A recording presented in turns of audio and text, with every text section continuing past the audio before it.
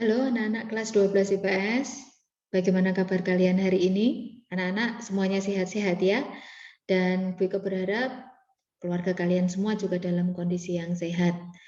Puji Tuhan, hari ini kita dapat kembali bertemu di pembelajaran ekonomi dan di kelas 12 ini Bu Ika akan membantu kalian untuk belajar dan semoga anak-anak semuanya tetap semangat ya, meskipun pembelajaran kita masih dilakukan secara online.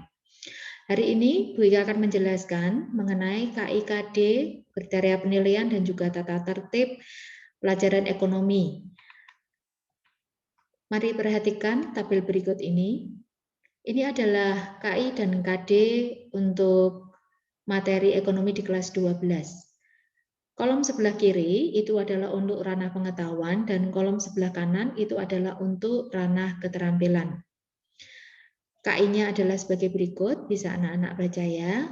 Nah, kemudian yang akan Bika jelaskan lebih lanjut adalah mengenai kompetensi dasarnya atau materi yang akan kita pelajari di semester 1 dan semester 2. Semester 1 kita akan belajar mengenai akuntansi dalam sebagai sistem informasi, kemudian mengenai persamaan dasar akuntansi, penyusunan siklus akuntansi untuk perusahaan jasa, dan penutupan siklus akuntansi pada perusahaan jasa. Sedangkan di semester 2 kita akan belajar penyusunan siklus akuntansi untuk perusahaan dagang dan juga penutupan siklus akuntansi di perusahaan dagang. Ini adalah materi semester 1 dan semester 2 di kelas 12. Kemudian untuk kriteria penilaian, ada 3 aspek yang akan saya nilai, yaitu aspek kognitif atau pengetahuan, aspek psikomotorik atau keterampilan, dan afektif atau sikap. Aspek kognitif atau pengetahuan yang akan Bu Ika nilai itu adalah kemampuan berpikir atau nalar kalian gitu ya. Nah, cara saya menilai bagaimana, yaitu menggunakan tes tertulis, tes lisan, dan penugasan individual. Tes tertulis itu ada 2 bentuk, berupa pilihan ganda, dapat juga berupa uraian. Karena kita pembelajarannya masih secara online, maka Bu Ika akan menggunakan sekolah.com atau Google Form untuk melakukan tes tertulis ini. Kemudian yang kedua, tes lisan akan saya lakukan ketika kita bertemu secara virtual dengan menggunakan aplikasi Google Meet. Lalu yang ketiga, penugasan individual berupa 2 bentuk. Yang pertama adalah berupa pekerjaan rumah atau PR yang jangka waktunya relatif pendek. Yang kedua berupa proyek atau berupa laporan ya. Biasanya jangka waktunya sekitar 2-3 minggu, lebih panjang jangka waktunya. Kemudian ada beberapa jenis penilaian yang akan saya lakukan, yaitu yang pertama akan ada penilaian harian atau ulangan, yaitu dilakukan 1 kali untuk setiap KD atau setiap kompetensi dasar. Contohnya, ketika kita sudah membahas mengenai kompetensi dasar yang pertama tentang mendeskripsikan akuntansi sebagai sistem informasi sudah selesai, di akhir pertemuan pasti Bu Ika akan mengadakan penilaian harian. Ya, jadi setiap KD ada 1 kali penilaian harian. Nah, jika anak-anak nilainya masih di bawah KKM, yaitu di bawah 75, maka perlu melakukan remedi atau perbaikan nilai, supaya nilai kalian dapat mencapai KKM. Yang kedua, Bu Ika akan melakukan penilaian tengah semester, ketiga penilaian akhir semester, dan yang keempat akan ada penugasan, baik itu kegiatan mandiri yang tidak terstruktur maupun penugasan yang terstruktur. Ini tadi ya. Ya, ini tadi ya. Lalu selanjutnya akan ada penilaian untuk nilai rapor, itu dengan persentase adalah 40% nilai ulangan ditambah 20% tugas, 20% PTS, dan 20% PAS. 100% totalnya ya anak-anak. Nah, ini adalah persentase Bu Ika menilai Bu Ika mengolah nilai rapor kalian ya. Kemudian selanjutnya penilaian kemampuan afektif atau sikap kalian.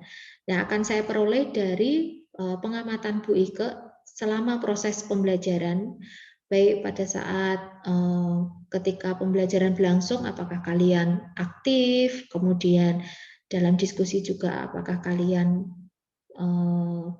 berperan secara aktif dengan baik, kemudian mengerjakan tugas dengan teratur, lalu kemudian melaksanakan tata tertib sekolah atau tingkat kehadirannya baik atau tidak. Nah, ini adalah hal-hal yang akan Bu Ike jadikan penilaian afektif atau sikap kalian, begitu ya.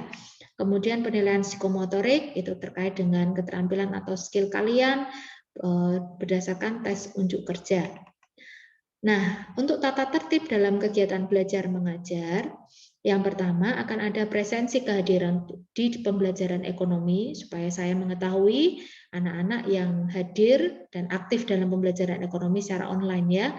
Nah, saya akan menggunakan sekolah.com untuk melakukan absensi. Nah, caranya bagaimana? Yaitu dengan peserta didik login ke sekolah ketika jam pembelajaran ekonomi telah dimulai atau sedang berlangsung. Nah, absen itu akan otomatis tertutup ketika jam pembelajaran ekonomi telah berakhir. Bagi yang tidak melakukan absensi di pembelajaran ekonomi, maka peserta didik terhitung tidak hadir atau tidak mengikuti pembelajaran ekonomi pada saat itu. Nah, tentu hal ini akan menjadi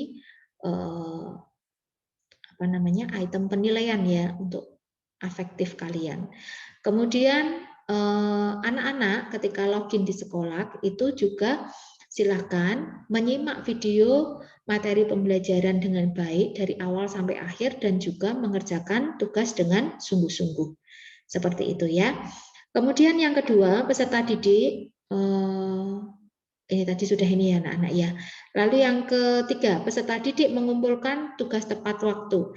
Jika tugas dikumpulkan setelah tenggat waktu yang telah ditentukan, maka akan ada pengurangan nilai. Dan anak-anak tolong belajar untuk mengerjakan tugas tepat waktu, jangan menunda-nunda, numpuk-numpuk tugas, begitu ya. Nanti kalian repot sendiri. Saya berharap di pembelajaran ekonomi, anak-anak semuanya belajar disiplin, mengerjakan tugas tepat waktu. Yang keempat, peserta didik yang tidak mengumpulkan tugas 3 kali berturut-turut akan diinformasikan kepada wali kelas dan juga BK tentunya, supaya orang tua juga dapat mengetahui ya.